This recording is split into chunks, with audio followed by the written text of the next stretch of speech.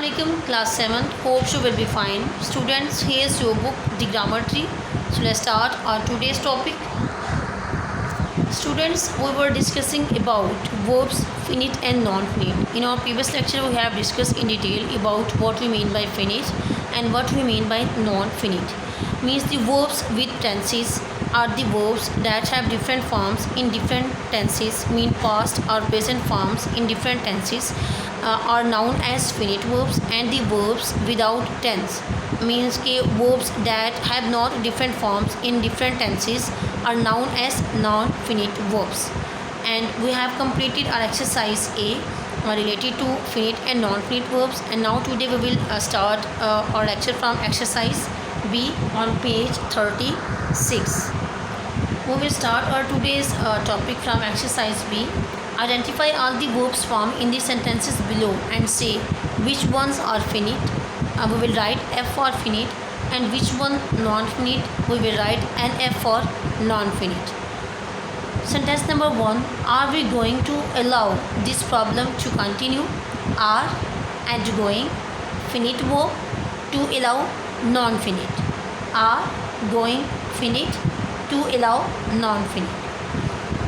The scientists at CERN have made an astonishing discovery. तो यहाँ पे हमारे पास have made finite verb. Have made finite. I will see the doctor tomorrow. Will see finite. It is of no use explaining this case to him. Is finite and explaining non-finite. I was hoping to make some tasty stew. Was hoping finite to make non-finite. Finding myself bored, I started organizing the drawers. Finding non-finite, bored non-finite, started finite, organizing non-finite. To tell you the truth, I don't like attending parties. To tell non-finite, don't like finite, attending non-finite. We decided to let everyone know what we had planned. Decided finite, to let non-finite, had planned finite. Okay students, यहाँ तक clear हो गया. Next आ जाइए page number 37 पे. और next topic is types of non finite verbs.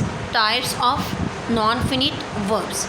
There are 3 kinds of non finite verbs. हमारे पास कितनी टाइप्स हैं नॉन फिनिट वर्ब्स की? 3 काइंड्स हैं. कितनी काइंड्स हैं students? 3 kinds of non finite verbs. First word is participles. Participles are the ing, ing, ed, en, d, t and n forms of verbs in sentences. वो कह रहे हैं कि कुछ वर्ब्स वो हैं जिनकी एंडिंग इन वर्ड्स पे होती है, तो जब उनकी एंडिंग इन वर्ड्स पे होगी तो वो हमारे पार्टिसिपल्स होंगे. वो हमारे पास क्या आएंगे? हमारे पार्टिसिपल्स होंगे. नेक्स्ट आगे उन्होंने हमें पार्टिसिपल्स की फॉर्म्स बताई हैं, काइंड्स बताई हैं. काइंड्स हैं जी. उसके बाद उसकी फॉर्म क्या है, मीन फॉर्मेशन क्या होगी, उसकी रिप्रेजेंट क्या है, वो क्या बता रहे हैं हमें, और उसकी एग्जांपल्स उन्होंने हमें यहाँ पे डिटेल में बताई हैं. तो फर्स्ट हमारे पास जो इसकी काइंड आ रही है वो है जी प्रेजेंट. प्रेजेंट में हमारे पास जो पार्टिसिपल आ रहे हैं वो किस फॉर्म में आ रहे हैं? आईएनजी, इंग फॉर्म में आ रहे हैं हमारे पास. इसकी रिप्रेजेंट क्या है, मीन कीजिए किस सेंस को शो कर रही है? एन ऑनगोइंग और इनकम्प्लीट एक्शन. जो हमारे पास इंग फॉर्म है पार्टिसिपल की, वो हमें ये बता रही है कि हमारा जो एक्शन है वो जारी है या नामुकम्मल एक्शन है, उसके बारे में हमें वो बता रही है. For example, I saw a man carrying a basket of fruits. Number 2 देखिए जो उसकी टाइप आ रही है पार्टिसिपल्स की, वो है पास्ट फॉर्म है हमारे पास. इसमें हमारे पास E D, D, E N, Y S और एन, ये हमारे पास जो आ रहे हैं वर्ड्स, ये हमारे पास्ट पार्टिसिपल की फॉर्म को शो कर रहे हैं. अ कम्प्लीटेड एक्शन और स्टेट ऑफ समथिंग. वो कहते हैं कि एक मुकम्मल एक्शन इसमें हम शो करते हैं या किसी चीज़ की मौजूदा कंडीशन को शो करते हैं. Blinded by rage he stormed out of the room.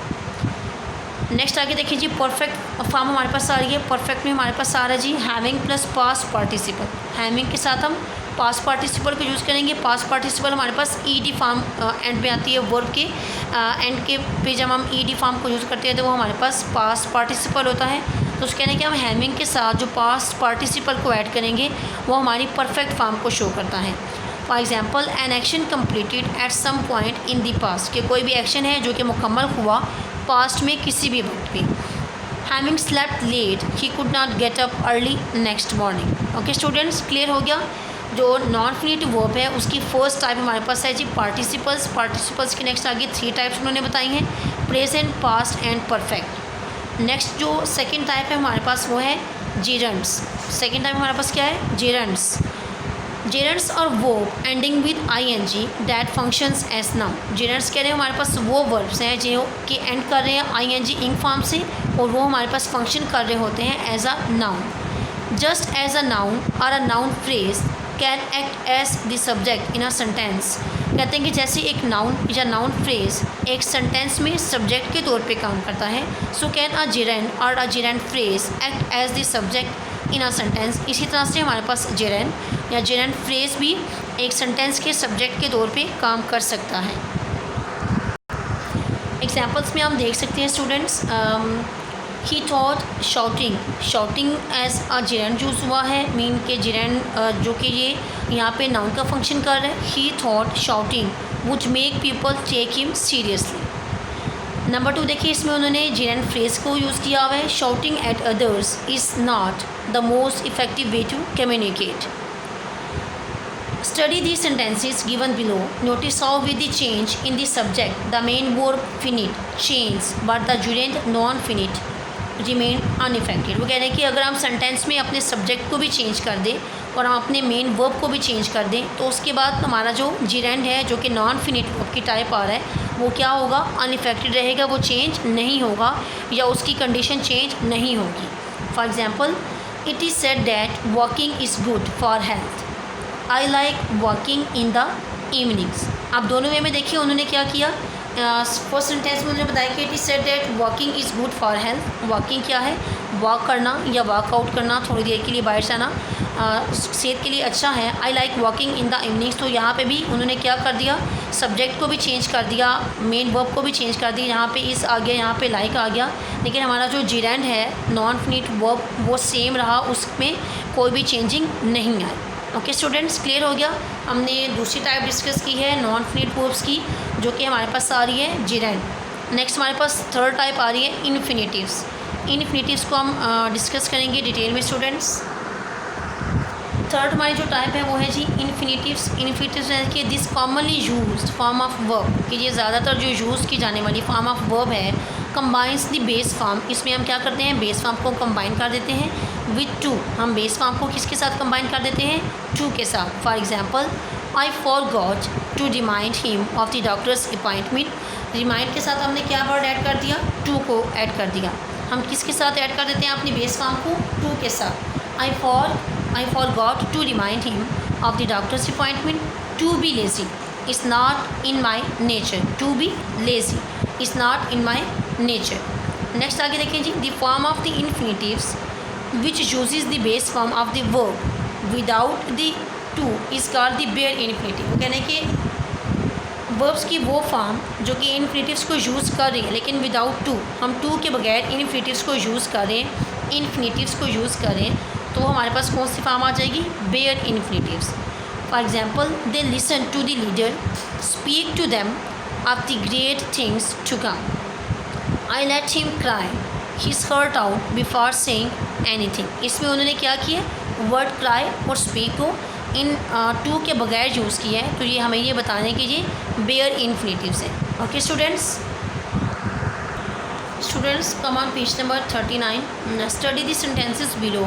Notice how with the change in the subject the main verb finite change but the infinitive non finite remains unaffected. वो कह रहे हैं कि हम यहाँ पे कुछ सेंटेंसेस में डिस्कस करते हैं कि जैसे कि हमारा मेन वर्ब फिनिट है वो भी चेंज होगा, बट द इन्फिनेटिव वो क्या है, नॉन फिनिटिव है, जो रिमेन्स अनइफेक्टेड, वो अनइफेक्टेड है, उस पर कोई भी चेंजिंग नहीं हो रही। मीन्स कि हम सेंटेंस में हमने स्टार्ट में भी डिस्कस किया कि हमारा जो फिनिट वर्ब है वो क्या शो करता है, किसी भी टेंस को शो करेगा। इसमें हम ये डिस्कस करते हैं कि हमारा जो सब्जेक्ट और सेंटेंस है वो अकॉर्डिंग टू टेंस चेंज हो जाता है। और हमारा जो नॉन फिनिट का हमने डिस्कस किया कि वो कोई भी टेंस शो नहीं करता और वो उसकी कोई भी कंडीशन भी चेंज नहीं होगी, चाहे हम प्रेजेंट में बात करें या हम पास्ट के हवाले से बात करें, तो जो नॉन फिनिट वर्ब है वो रिमेन सेम रहेगा, उसमें कोई भी चेंजिंग नहीं होती। सेंटेंस नंबर 1 देखिए जी, he will agree to give us permission. हमने यहाँ पे सब्जेक्ट ही विल एग्री हमारे पास आ रहा है, तो देखें ही और विल एग्री हमारे पास वर्ब आ रहा है, फिनिट वर्ब आ रहा है, सब्जेक्ट हमारा ही आ रहा है। To give us permission, to give हमारे पास नॉन फिनिट वर्ब है जो कि टू गिव है अस परमिशन।